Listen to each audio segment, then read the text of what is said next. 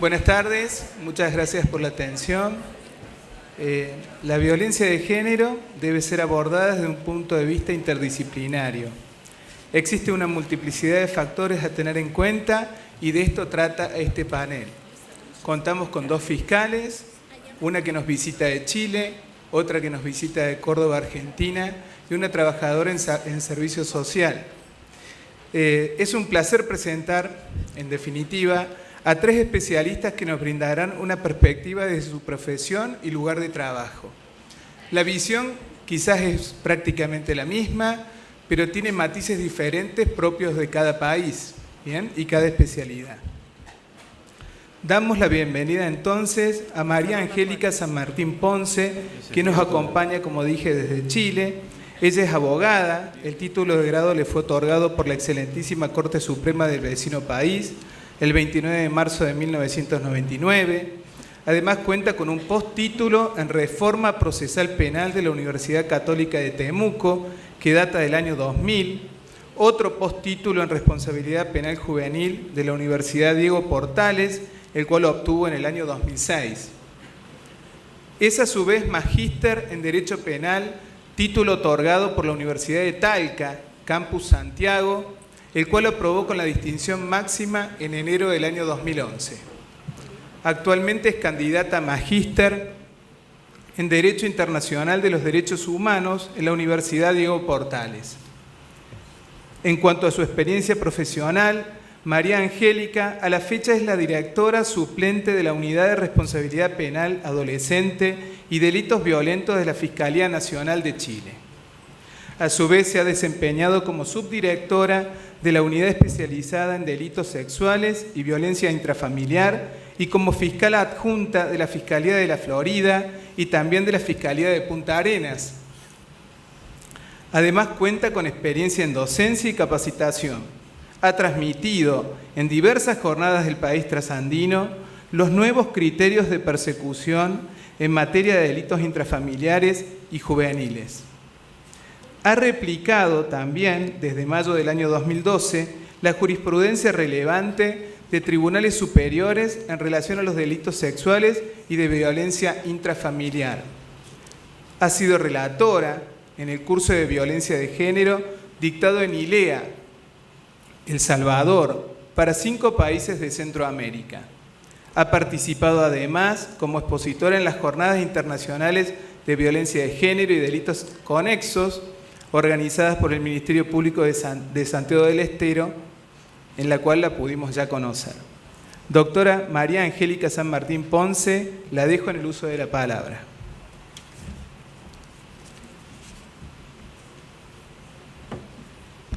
Buenas tardes, muchas gracias.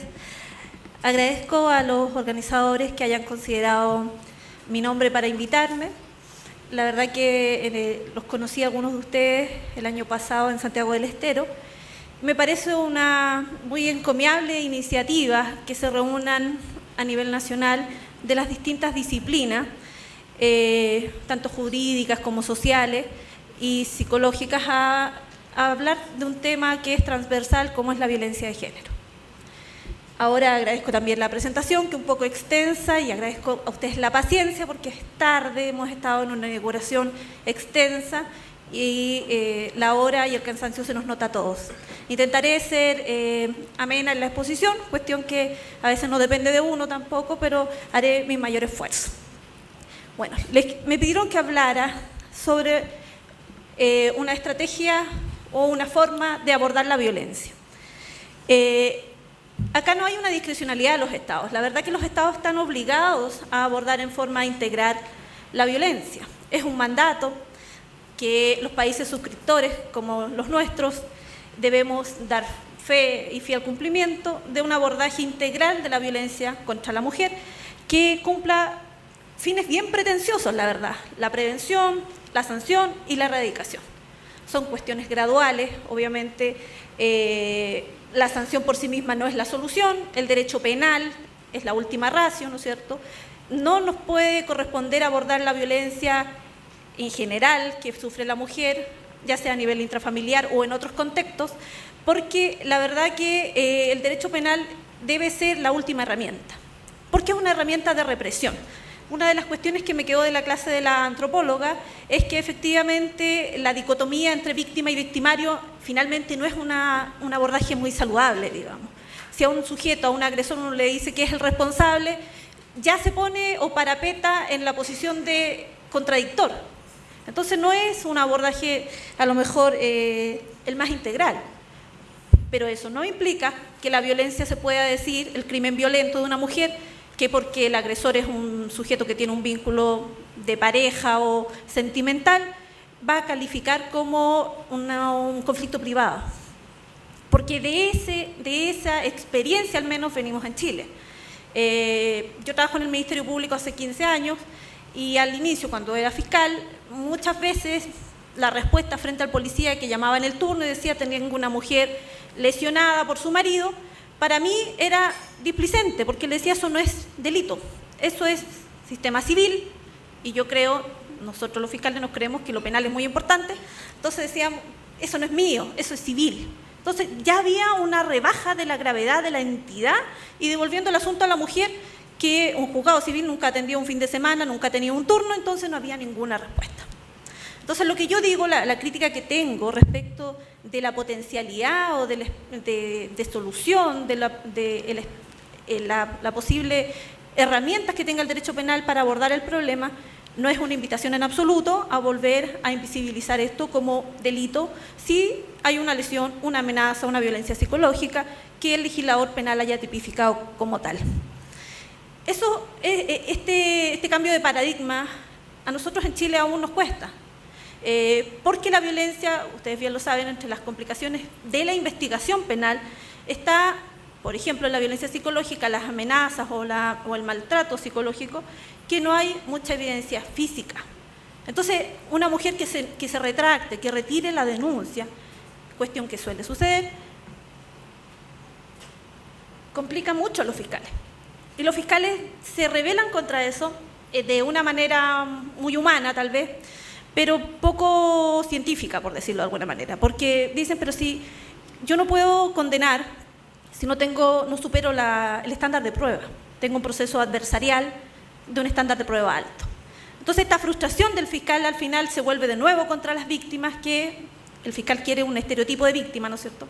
También esto está muy en sintonía con lo que decíamos en la exposición de la antropóloga, porque la víctima es bastante individual, o sea, debe ser individual.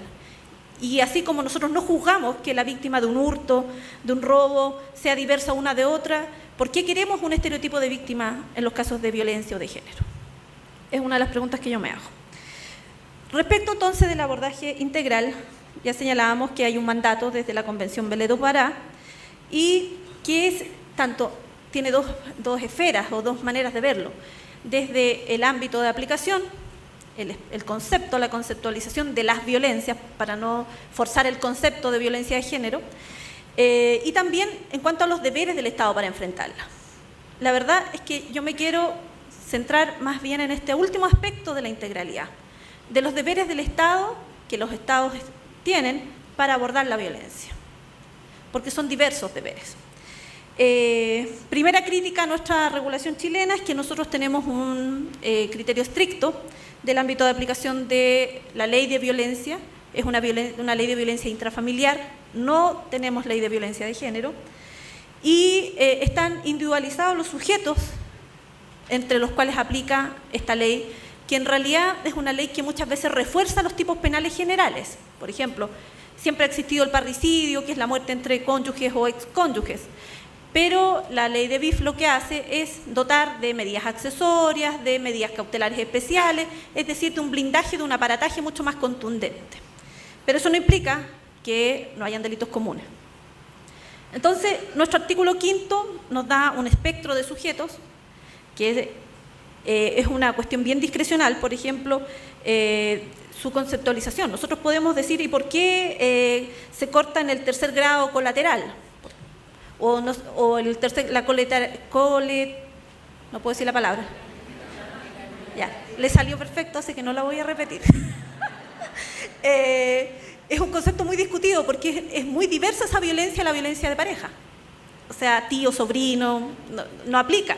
De hecho, nosotros tenemos una provisión en nuestra ley de aplicar acuerdos reparatorios, que son acuerdos que ponen fin al procedimiento y sobreseen la causa, en los casos de violencia.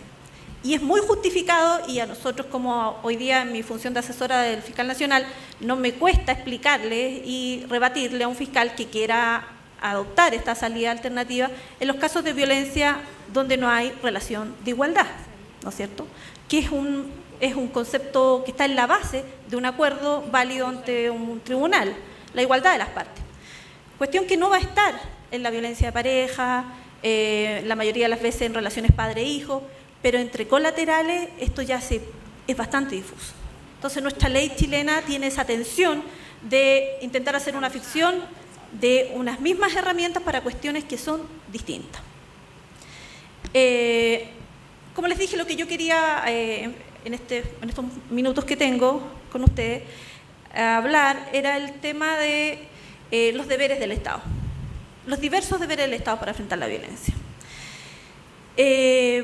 Tenemos en Chile, han habido varios anteproyectos con la idea de conceptualizar más violencias que las que hoy día están involucradas en la categoría de la ley de violencia intrafamiliar, refiriéndonos, por ejemplo, a la violencia sexual, que no es que en Chile no se persiga la violencia sexual entre parejas, pero no tiene el apellido, digamos, intrafamiliar. Entonces, la persecución penal no varía sustancialmente, pero nosotros sabemos que el lenguaje construye realidades y que ayuda a visualizar el